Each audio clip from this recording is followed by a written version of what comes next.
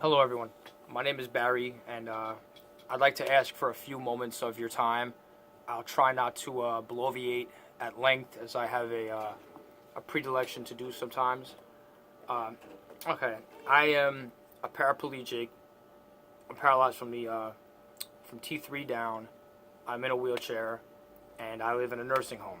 Right now, I want to move on to the problem that I have. I mean, that don't get me wrong. That's a problem. Everyone's probably thinking, man, that sounds like quite a problem, right? Yeah, but I can't do. I feel like I should elucidate more as to that because people are wondering, well, how did that happen? Why is that the case? You know what I mean? So I'm gonna touch on that. Okay, for right now. Okay, so basically, one day I was arguing with my father. My father was taking a medication. My father's a real gun fanatic. That's a story in itself. Uh, he he was becoming increasingly violent, smashing objects around the home that we were living at the time. Yes, I was living there. Probably a big mistake to do that. Tried to just save some money for a little while, be on my way, but he started becoming increasingly violent with my mother, who I have to say was not completely.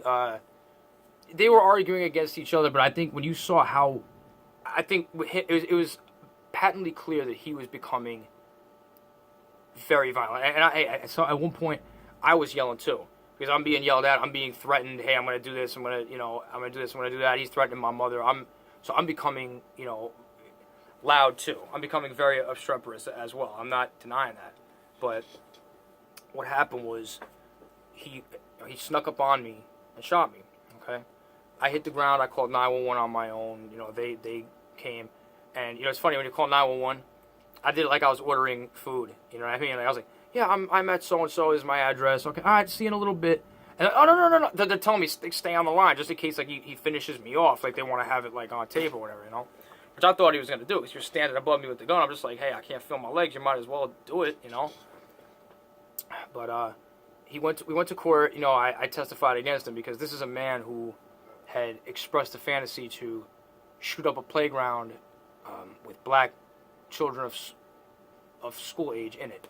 So I thought this is a guy who has to have his guns taken away, which he did eventually. But he won the case, or he was exonerated because he tried to say that when I came out on, that's how I told you I called 911 on my own, right?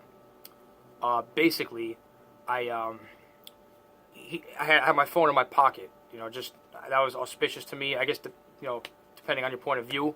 I mean, here I am now. Now I get to live, and I'm in a wheelchair in a nursing home. That's just great. But yeah, I guess I'm lucky to be alive. I guess he said that when he saw my phone, I had my phone in my hand, which I did, and it was in my pants. He said that he thought it was a gun, and that's why he shot me. Now, the records of the case are sealed. You're not going to find them. He actually went into, he had them sealed, and he went into court and said that the reason why he shot me was because I was becoming violent, and he had never seen me that way before. He said that he had never seen me in an aggressive way before. We lived our lives nary an argument. There was not even any acrimony between us whatsoever. And that's funny because I am in possession of a document, an IQ test actually. I went to go see a psychiatrist when I was 14. I'd gotten in some trouble. I was abused. I started acting out. I'm not going to deny anything here. And it revealed, my father revealed that I was aggressive, and we used to argue all the time. So that seems very strange. Now we'd never had an argument before. Okay. Yeah, I'm talking about, this is when I was like maybe 14-ish, It was like 1998-ish. I was born in 1983, so I was like 14, 15-ish. I don't think I turned 15 at the time this IQ test was taken. Maybe I might have been newly 15, maybe. But either way, here he is now saying this, and it's a blatant lie. So I have the document. I'll post it, whatever. But he gets away with it. Okay, that's cool. So, I'm in a nursing home now. All right. Ever since I've been in this nursing home, I have experienced the egregious subjugation of human rights, violating of people's will. I've seen people who don't have a voice. But I apologize as a gentleman in the hallway being quite strident. Yeah. So I've seen people just do it. I've been the victim of abuse too. There's a paltry amount of supplies. We don't have barely towels to clean ourselves with. I buy things on my own. Look at this. There's so few gloves. I'm buying gloves on my own. Look at this. Look at that. So it's ridiculous. Okay. I try to get a doctor's appointment for something. I can't get it. I have pain in my back. I have pain in my bowels. I can't see a doctor for it. They tell me, oh, we put it in the book. That's all we could do. Nothing gets done. Nothing ever gets done. So my thoughts were, okay, this is what happens in nursing homes. Okay? This is what happens.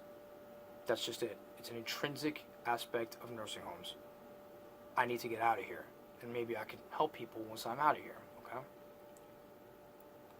I'm signed up for this program, and I'm still waiting approval for it that will allow me to find a place within the community, pay a percentage of my rent.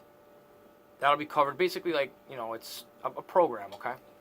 I find a place on my own, okay? And apparently the landlord is asking me for proof of income, okay? They want to know what I'm getting when I'm out in the community. I have something called an award letter. It might be somewhere around here.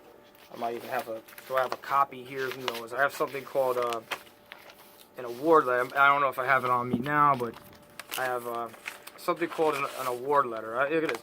I have so many copies of it. It's from the social. I don't want to show anybody my. I just thought about it. I don't want to show anybody my numbers or anything. But it might be might not be the most sagacious thing to do, is to put my personal information online.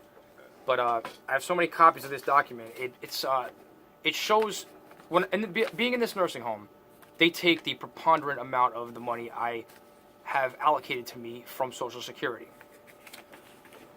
By them doing that, I have this award letter that reflects that I get $50 or whatever they leave me with. That's not enough to prove to the landlord that I could pay my rent when I'm in this program. It's not enough. So what they're asking for, or what the landlord is asking for, or what the program is asking for me to be accepted to it, is proof, a document reflecting the income that I will have allotted to me after I'm discharged from this facility and I'm in the community. The only caveat is that I have to be in the community to get it. Now, that's what's colloquially referred to as a catch-22. Can't do it, okay? It can't be done. So when I ask people about it, I'm like, so basically I have to stay here. They say, no, I didn't say that. Yeah, you did. You basically did. It's like the ultimate tautology. You basically said that. So, I'm here waiting on, everybody says, I talk to the people from Social Security. They told me categorically, we do not provide that document. And I asked them, well, what if I came in person into the office? They said, you can come in all you want. We don't provide that document. So I went there down. It's a third. It's right. That's right. We're in the neighborhood I'm in right now. A third of a mile downhill. All right. I took a bus to get me down there. Somebody helped push me back up. It was cool. Nice of the guy. I really appreciated him for doing that. Which Smitty, what's up? If you're watching, man, thank you, buddy. Thanks a lot, man. I really do. You're a good guy. God bless you, seriously. And so yeah, so that's what's up, and that's what happened there, and but it still did nothing. All right, like I've got people telling me, oh, why don't you just try going down there? What's the worst that could happen? Well, I got this wheelchair that's basically coming apart, as you can see. Look how easy that was to pull up. That's basically coming apart. You know what I mean? So yeah, that's nonsense. All right, that's yeah, okay, that's wonder what that was. Could be pernicious to me in the future, but yeah, like I said, I'm trying to get out of here. It's at the point where I talked to a housing agent who told me, all right, this video is actually going to cut off, so I'm just going to let this go, and I'm going to make a part 2. Anybody who's watching, bless your heart. I really do appreciate it. Thank you.